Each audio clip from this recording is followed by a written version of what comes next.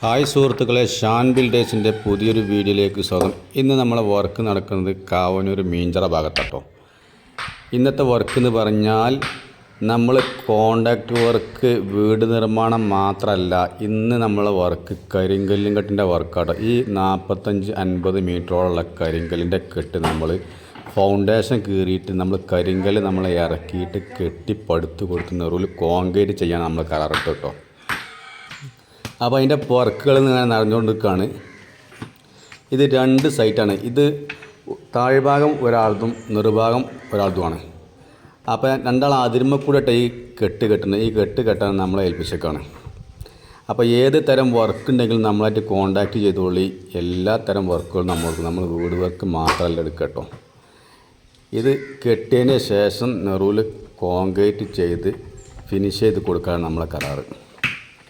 Work പുരോഗമിച്ചുകൊണ്ടിരിക്കുകയാണ്. ഇന്നത്തോടു കൂടി work ഏകദേശം complete ആവും.